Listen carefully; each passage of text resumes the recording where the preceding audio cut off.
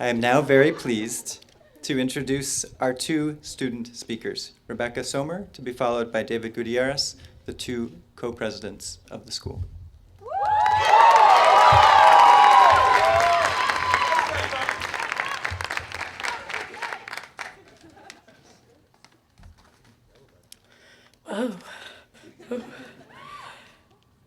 So, I've spent days and days trying to sum up the Andover experience until I realized that there is no such thing. There is no universal Andover experience. Every single one of us understands ourselves, our friends, our educations, and even the word Andover in unimaginably diverse ways. For me, the word Andover makes my heart beat a little faster, and I feel a pit grow in my stomach. I think of all the meals I ate freshman year while walking around Commons because I had no one to sit with. Or I think of all the days when I dragged myself from class to class with my eyes burning from sleep deprivation. But because of these experiences, I am leaving in Andover a stronger person than before. And I, like all of us, have learned to get through it. In the words of one of my favorite songs of all times, a song that I've probably listened to over 100 times here, Janae Aiko's Ways. You gotta keep going, you gotta keep going, you gotta keep going, you gotta keep going, and then a few more you gotta keep goings. We've all faced struggles here. And the fact that our class is sitting together here in these chairs means that we all have the ability to just keep going when things get rough. And that's a skill that we will carry with us for the rest of our lives. Despite our differences, there's a weird, sort of magical quality to this place when we think about how we've all walked the same paths, eaten in the same dining hall, and looked at the same campus landmarks. No matter how long we've been here, a piece of our souls have been molded by this place. Let's take a moment to look around. We're a hodgepodge group of kids from all over the world. Together, we've survived New England winters. We've forced our eyes open just a little longer to finish those disastrous papers. And we've laughed until we've cried or peed our pants. Not like that's happened to me before. But together, we've been through some significant changes on this campus. We have had 2 head of schools, seen legendary administrators and faculty leave, mourned the end of Gelb, been affected by new grinding policies, observed the last intense round of senior spooning, and seen a decrease in the froyo and chicken nugget availability in Commons. But we've also been an integral part of some of the most important social movements on this campus. From the birth of the feminism discussions during our lower spring, to the conversations about race during our upper spring, to the dialogue about mental health throughout our senior year, and the most recent conversations about American nationalism.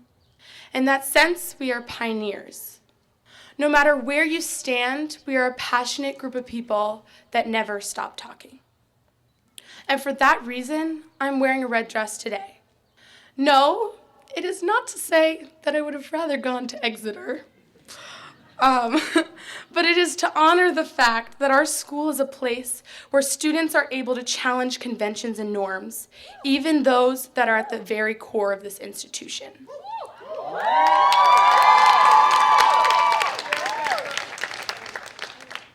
While I originally was not in complete support of wearing a red as opposed to school colors, I went to a friend, Corinne Singer's final presentation on her feminist photo project this term. And I cannot describe how I felt while listening to how this project empowered and transformed the people who participated. It was one of the most beautiful and inspiring moments of my entire year.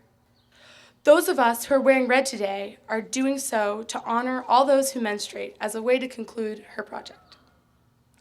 The celebration of marginalized identities and social justice reflects one of the many ways in which students have created their own spaces here at Andover and developed fearless voices and found motivation to change the world. While we might not have all found our moments at Andover, the kind that Brian Gittins described at his MLK Day speech, we all will find our moments, our call to fight the good fight. And for planting a seed in each of us, thank you, Andover.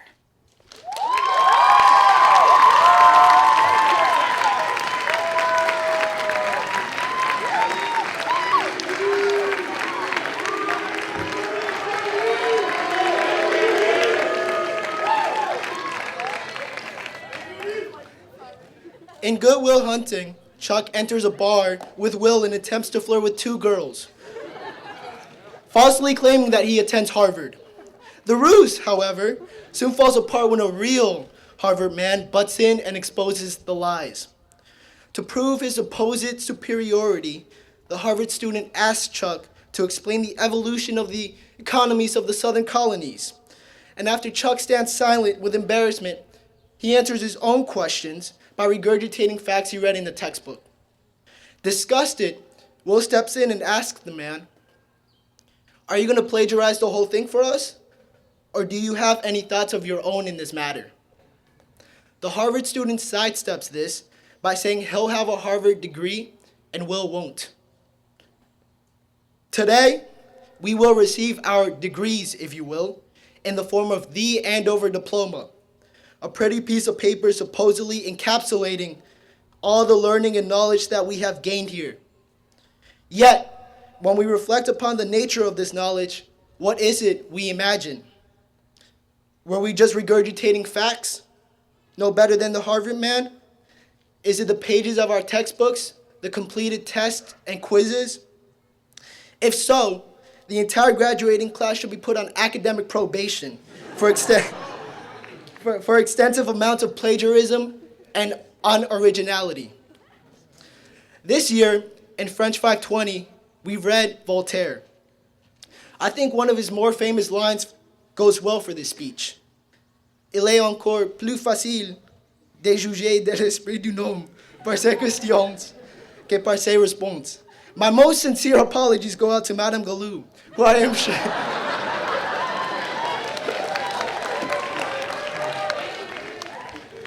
who I am sure is cringing at my pronunciation. I still struggle rolling my R's. But in English, this means judge a man on his questions rather than his answers. At first, the idea that questions matter more than answers seemed to be counterintuitive, for answers are the solutions. They bring comfort and closure, explanations about why the world is the way it is. We came to this law looking for such closure, looking for answers to our Andover experiences. Was it all worth it? What can we take away from these sacred halls? Why do we have that statue in front of Bartlett Hall? But if you ask me, answers are overrated. An obsession with answers is unhealthy. There is no point of paying $48,000 a year to regurgitate answers when you could accomplish the same thing with a $5 Get library card. It is questions that move us in the right direction. Without proper questions, there can be no honest dialogue, no further discussions that allow for investigation. The class of 2015 knows this all too well. In our time here, we have witnessed and partaking in numerous movements for social equality. We have been taught to question the status quo, to fight these long-held answers and structures, and redefine our concepts of rightness and justice. Through the F equals E movement, we took up our pens, raising protests in the Philippian over society's archaic notions of gender roles. With more than just a number, we asked our campus to tackle uncomfortable questions about race and confront our own privileges.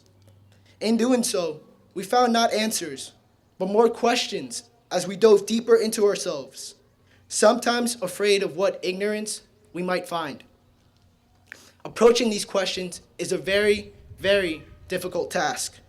Because when we are discussing these issues, we are likely to cause pain and anger. We are only human, and we often misunderstand each other's messages or let our tongue slip. It can be dangerous work, but it is equally important. And it is for this reason that Andover is such a special place. Through the efforts of an inspiring and intelligent faculty, we have been given the ability to take on these issues despite the inherent danger. The faculty and administration have given us that unique opportunity, and to all of our credit, we have not wasted it. With the faculty's steadfast guidance, the students took on these issues with bravery. A courage learned from equally brave parents who sent us here, knowing we would return home transformed.